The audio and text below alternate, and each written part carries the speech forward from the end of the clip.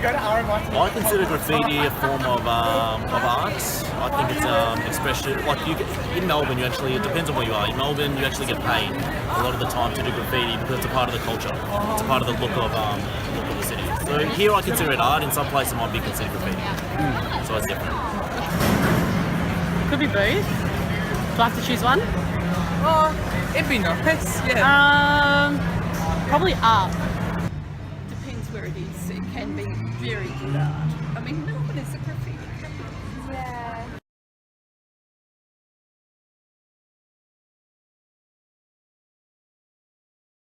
I think with art, it's kind of up to like people's interpretation. So I don't really know if like critics as much play that big a part on it. They're just posting their opinion. Yeah. It doesn't affect anyone. Yeah, else. exactly. Okay. Like sure, it might put like an idea in your brain, but I feel like with art, you're speaking to like creative people, so they're gonna have an opinion no matter what like someone else says, right? Too much of an impact. It's very different. I don't see art critics having too much of an impact just because art critics are more into like it's a different kind of art. Street art is very different to the kind of art that you get in like museums and all that kind of stuff. You might get art critics that are into that kind of stuff, but like everyone's got different tastes, so you never know. I don't think it has too much of an effect. All right. Graffiti culture. Don't do question three. Cool. Art critics.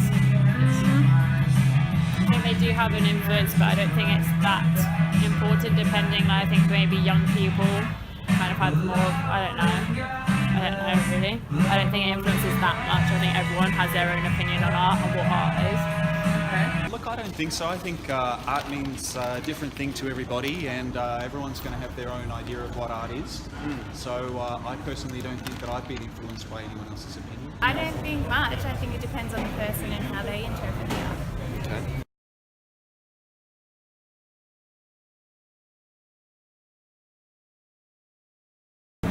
I think it is one of the main tourist attractions. Like you said, I didn't really know about it before I got here, but since being here, like everyone talks about it, and there's like always new things going on. Yeah. For a certain group of people, yes, they follow it very closely and they know what's there. You know, so it's, you know, I mean, sometimes I'm walking along and I can enjoy graffiti. You know, like see something like that, and I couldn't tell you the day where it was or what it was, but I enjoyed it at the moment. You know. Yeah, I do. Oh, great.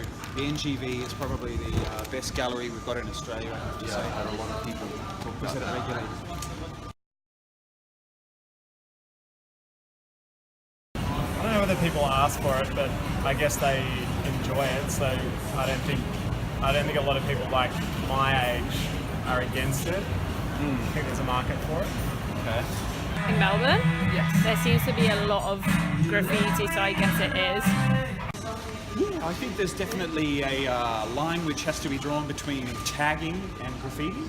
But I think street art, which is, I guess, an extension of graffiti when it's done appropriately, is respected.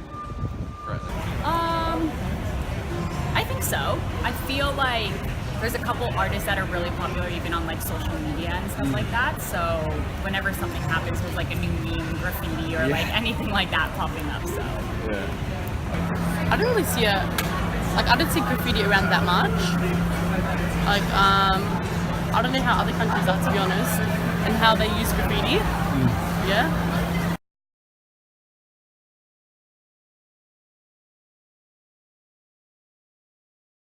I think like Hosier Lane is a big attraction, just on par with everything else that's here. So I think it's pretty high up there. Art.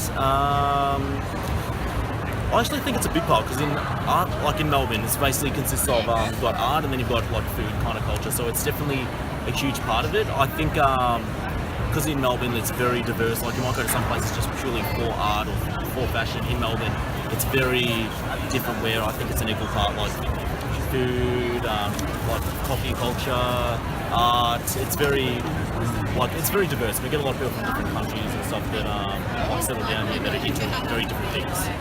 So it's a very diverse kind of culture. I would definitely say it's up there with one of like the main attractions that tourists see. Like they always want to go into that like graffiti lane. I can't even think of the name of it at the moment. Yeah, Hosier Lane. Yeah, exactly. So I think it's pretty up there. It's like one of those things that you need to see when you're in Melbourne.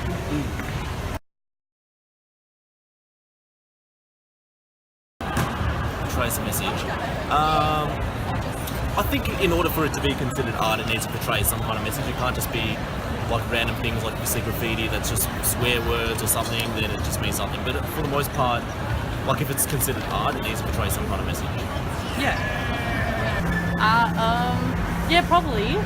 Yeah, like White Night, there's all those events in the city. Yeah. Street artists, depends. Depends. Some people work for, like some restaurants, they prefer, like they want graffiti to be on their store. So it just really depends. No. I don't, because Banksy doesn't, and he's like one of the biggest ones. So.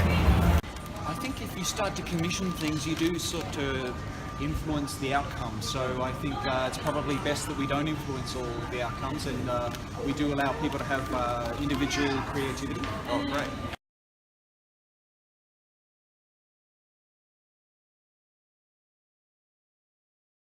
It could be in a negative way because if they don't like the art, they have to wipe it down, and that can cost money.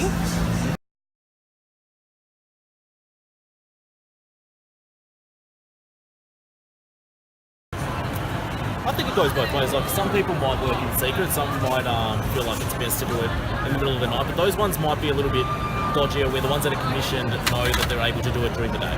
So it just depends. Like some people might like find it interesting for people not to know who did it. Like a lot of the time, there's actually certain artists in the world where like graffiti artists, where they just kind of go around doing really popular art that people take pictures of and all that kind of stuff, and they don't even know who did it.